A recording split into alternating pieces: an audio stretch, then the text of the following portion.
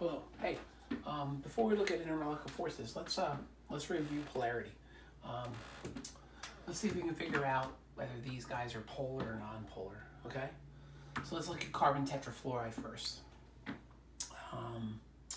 Carbon tetrafluoride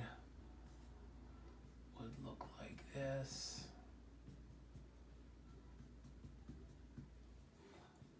I think you see my shadow there. We see that's tetrahedral. If you draw a 3D sketch of it,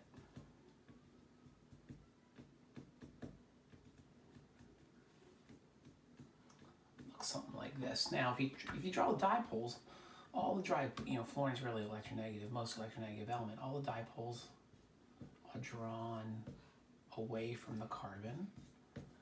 So everything on the outside of this is partially negative.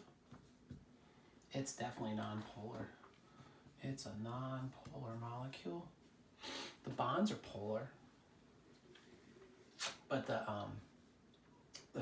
molecule itself is nonpolar. Yeah, excuse me. How about NF3, nitrogen trifluoride? You have a lone pair there.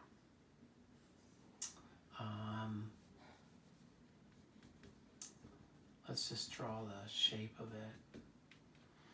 And you can tell it's pyramidal. So you know it's pyramidal. Now, it's not symmetrical. This is an interesting compound. Of course, we draw the dipoles toward the fluorines. Fluorines would be definitely partially negative, right? Now, here's the question. Something that's polar has to have an outside that's both a part of it has to be partially positive, part of it has to be partially negative on the outside. Is there anything partially positive on the outside of this? These are electrons right here. So this is certainly negative area here, and these are negative. So there's a little bit of all the chem teachers at Lower Merion, we don't agree on whether this is we all don't come to the same conclusion that this is nonpolar. I think it's nonpolar. You could argue that it has a dipole moment, like if you add these three vectors up, these dipoles up, the dipole moment, you would certainly have a dipole moment that would be facing down, or facing down. And I guess that's, some of my colleagues would say that defines whether it's polar or not. But I tend to disagree.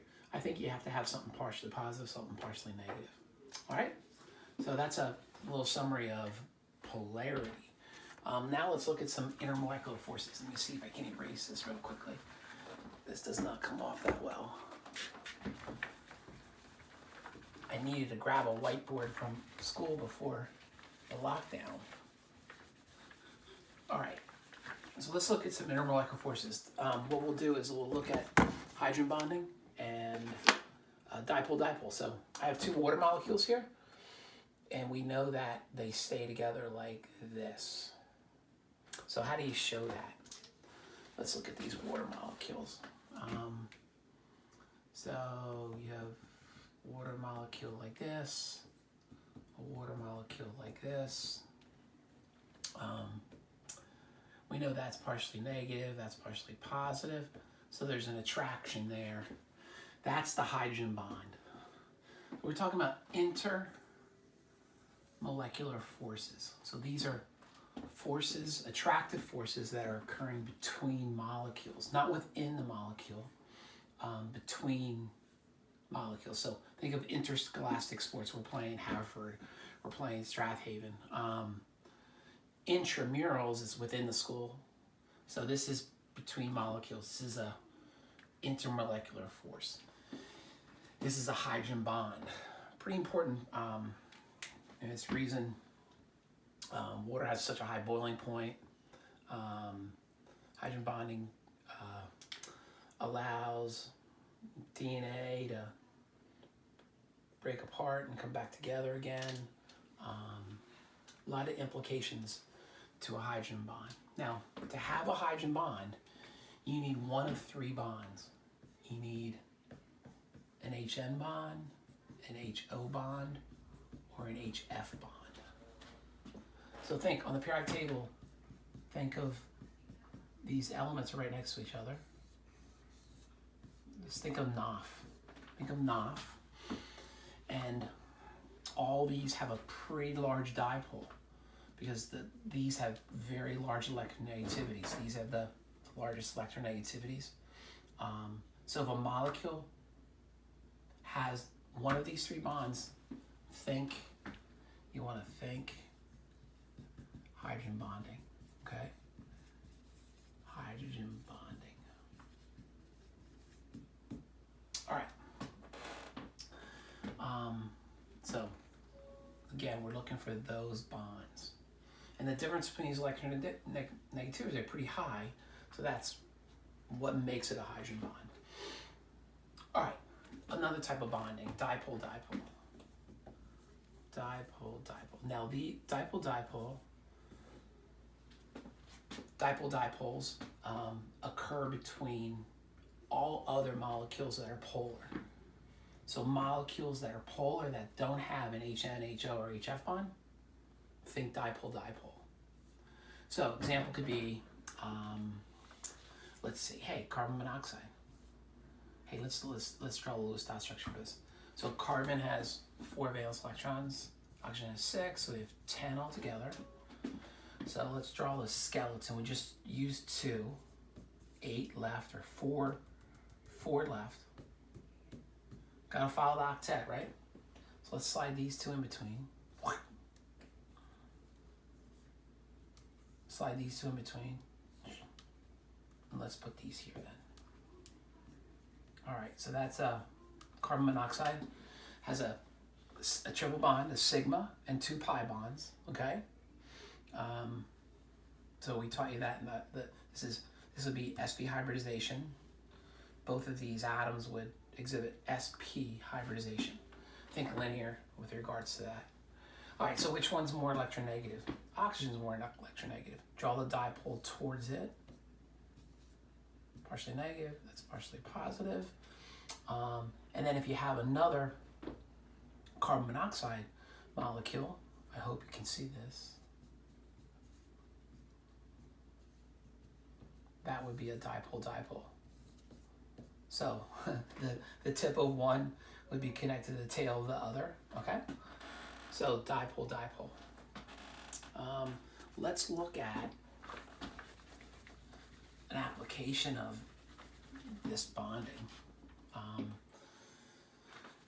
want to make sure I have enough room here for you guys. Okay, so let's look at these 2 guys here. Let's look at ethanol.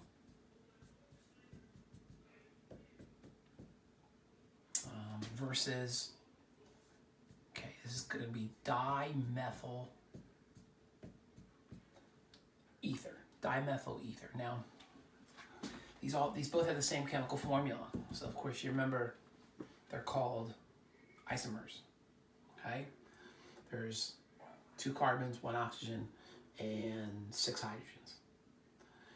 Okay, so if we think about ethanol, the attractive forces between 2 ethanol molecules, you see that this OH bond, partially negative, partially positive.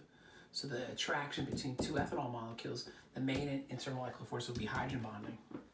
Is there hydrogen bonding between 2 of these guys? No, there isn't. This is partially negative, that's partially positive. Is this polar? Sure, it's polar. But it doesn't have one of these bonds. So what we'd say is this, what keeps 2 of these guys together would be dipole-dipole. This would be hydrogen bonding. Well, that helps explain why this has such a high boiling point. Hydrogen bonding is a stronger intermolecular force. So to be able to get these guys to boil, turn into a gas, this is much harder. So this has a higher boiling point than this does. So that's one of the boiling points, is one of the effects of the type of intermolecular forces that's occurring between molecules. Again, dipole-dipole between these guys, and then hydrogen bonding between these guys. There is another intermolecular force keeping these two guys together. It's called London dispersion, but we'll save that for another video. By the way, I'll tell you these boiling points. I have them written here. This boils at 78 degrees Celsius. Okay, this boils at negative 24 degrees Celsius. So it's a gas at room temperature. That's a gas at room temperature. That's a liquid at room temperature. And they're isomers, but the intermolecular force explains why that's the case. All right. We'll continue with, there's more intermolecular forces, and we'll continue with that next time.